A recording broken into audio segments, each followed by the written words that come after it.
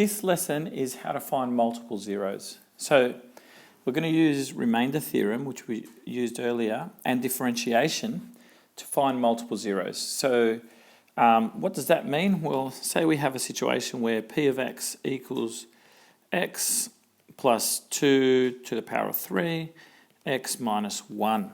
So we're going to be able, with these skills here, to find out how many times we've got to put that to the power of, okay? Because when we first did remainder theorem, we couldn't do that.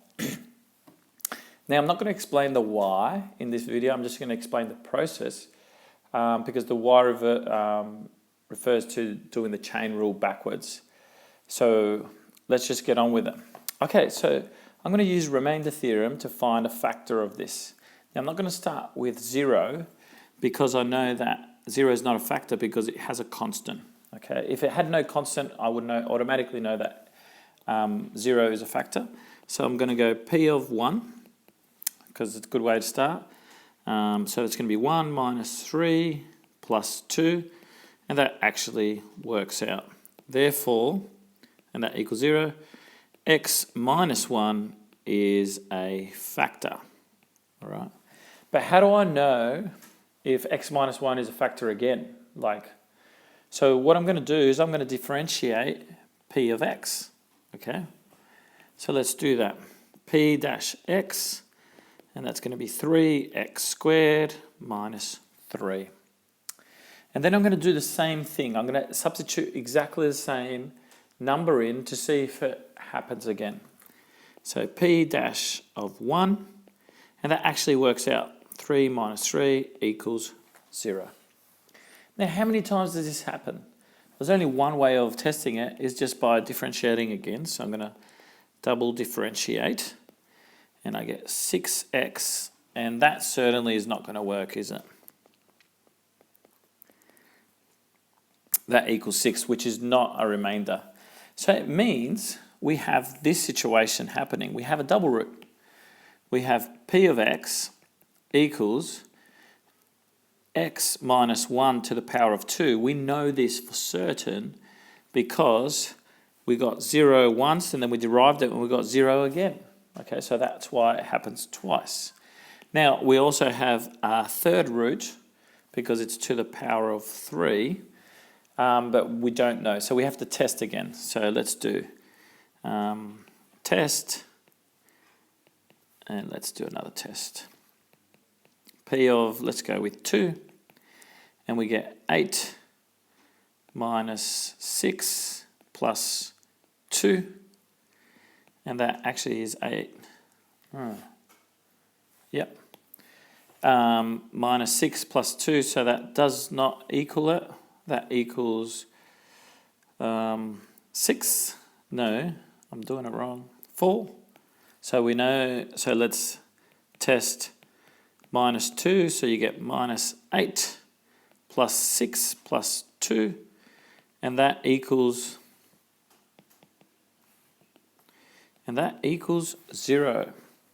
Therefore, x plus 2 is a factor. So here we can put x plus 2.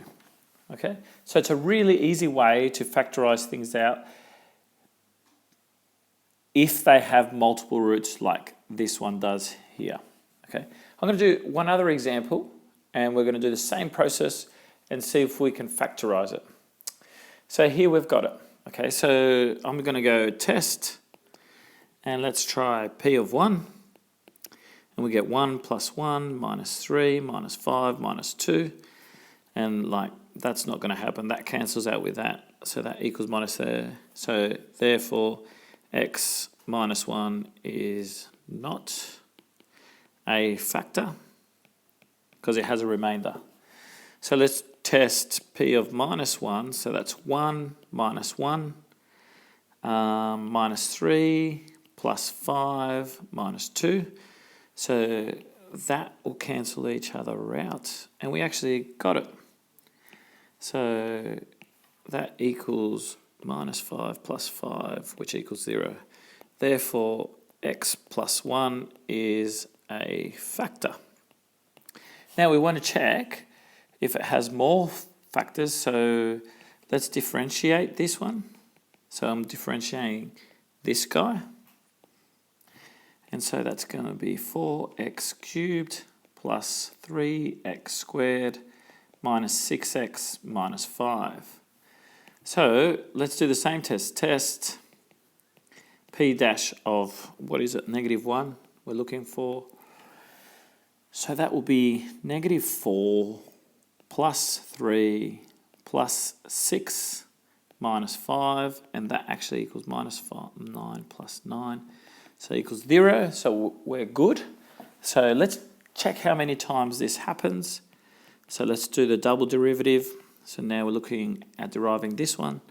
So that is 12x squared plus 6x minus 6. Let's do the same test. Double derivative of -1. And so that equals 12 minus 6 minus 6, which actually equals 12 minus 12, which equals 0. So this is really good. It's happening. Let's see if it's a fourth root. That's about as far as we can go because of x to the power of 4. So triple derivative is going to be 24x plus 6. All right. Now I can immediately see that it's not going to be a factor, but let's just write it out. And that's just going to be minus 24 plus 6, which is minus 18. So it's not a factor. So I have a situation where it's going to be p of x equals, and this factor happens 3 times, because 3 times after we've derived it, we've gotten zeros, okay? And then we have one extra one that we don't know what it is. So I'm going to test one other one. I'm running out of space, so I'm just going to make a little box here. And you're working out, I want you to keep going downwards. So test for p of 2. Let's go with p of 2. And you get, that's going to be 8 times, I'm doing here. Yeah, so it's 16 plus 8 minus 12 minus 10 minus 2.